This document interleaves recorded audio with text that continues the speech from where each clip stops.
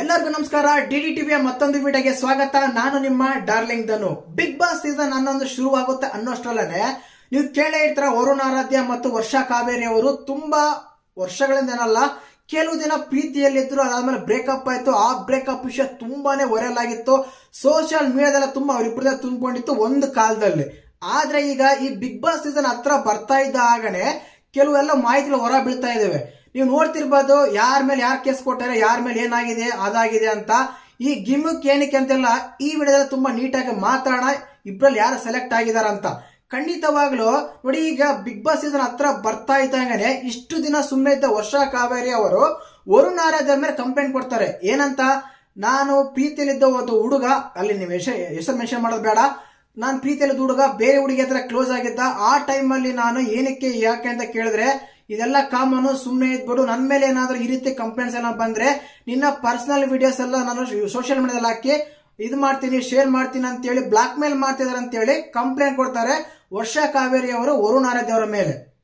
ಕಾರಣ ನೋಡಿ, ಇಷ್ಟು ದಿನ ಇಲ್ಲಿದ್ದು ಈಗಲೇ ಏನಕ್ಕೆ ಅಂದ್ರೆ simple, Bigg Boss Bigg Boss Bigg Boss Bigg Boss ಬಂದಿರುವ ಕಾರಣ ಈ ರೀತಿಯಾದ ಒಂದು ಸೆನ್ಸೇಷನಲ್ ಅವ್ರ ಮೇಲೆ ಒಂದು ಕೆಟ್ಟ ಪರಿಣಾಮ ಬೀರುತ್ತೋ ಒಳ್ಳೆ ಪರಿಣಾಮ ಬೀರುತ್ತೋ ಅದು ಸೆಕೆಂಡ್ರಿ.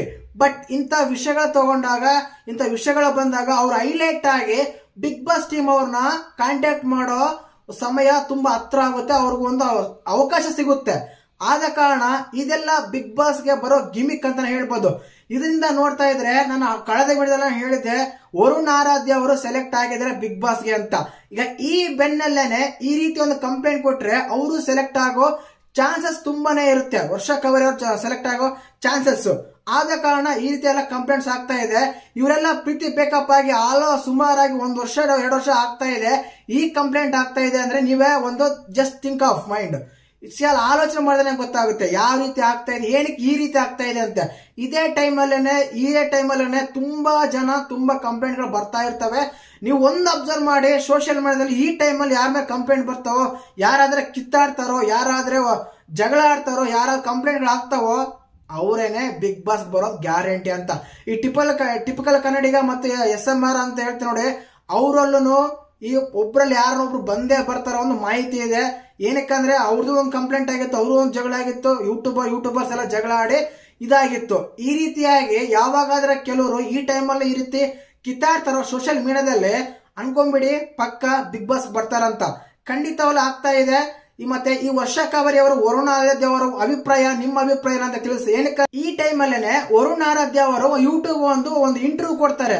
ನಂಗೆ ಯಾವ ಬೈಕು ಕೊಡ್ಸಿಲ್ಲ, ಯಾವ ಪ್ರೀತಿನೂ ಇಲ್ಲ, ಹಾಗೆ ಹೀಗೆ ಏನೇನೆಲ್ಲ ಒಂದು ಇಂಟರ್ವ್ಯೂ ಕೊಟ್ಟಿದ್ದಾರೆ. ಏನಕ್ಕಂದ್ರೆ ಅವರು ನಾನು ಬೈಕ್ ಕೊಡ್ಸಿದ್ದೆ, ಅದು ಆಗಿತ್ತು, ಇದಾಗಿತ್ತು, ನಾನು ಈ ತರ ಬ್ಲಾಕ್ ಮೇಲ್ ಮಾಡಿದ್ರು, ಆ ತರ ಬ್ಲಾಕ್ ಮೇಲ್ ಮಾಡಿದ್ರು, ಅವ್ರು ಕಂಪ್ಲೇಂಟ್ ಕೊಟ್ರೆ ಇವರು ವಿಡಿಯೋಸ್ ಮಾಡಿ ಇಂಟರ್ವ್ಯೂ ಕೊಟ್ಟು ನಾನು ಈ ರೀತಿ ಮಾಡಿಲ್ಲ, ನಂಗೆ ಯಾವ್ದೋ ಗಿಫ್ಟ್ ಬಂದಿಲ್ಲ, ಯಾರು ಗಿಫ್ಟೇ ಕೊಟ್ಟಿಲ್ಲ ನನಗೆ ಅಂತ ಇವರು ಇಂಟರ್ವ್ಯೂ ಕೊಡ್ತಾ ಇದ್ದಾರೆ. ಇಲ್ಲೇ ಲೆಕ್ಕ ಹಾಕೊಳ್ಳಿ, ಕೇವಲ ವೈರಲ್ ಆಗೋಕೆ, ಬಿಗ್ ಬಾಸ್ಗೆ ಒಂದು ಕಾನ್ಸೆಪ್ಟ್ ತರೋಕೆ, ಕಾನ್ಸೆಪ್ಟ್ ಸಿಗೋಕೆ. ಏನಕ್ಕಂದ್ರೆ ಈ ರೀತಿ ವೈರಲ್ ಆದಾಗ ಸೆಲೆಕ್ಟ್ ಆಗ್ತಾರ ಅಂತ ಎಲ್ಲರಿಗೂ ಗೊತ್ತಿರೋದು. ಏನಕ್ಕಂದ್ರೆ ಈ ಟೈಮಲ್ಲಿ ಯಾರು ಇವ್ರು ಮಾಡ್ತಾರೋ, ಕಲರ್ಸ್ ಕನ್ನಡ ಟೀಮ್ ಕೂಡ ಅವ್ರನ್ನೇ ಸೆಲೆಕ್ಟ್ ಮಾಡ್ತಾರ ಅಂತ ಎಲ್ಲರಿಗೂ ಗೊತ್ತಿರೋ ವಿಷಯನೇ.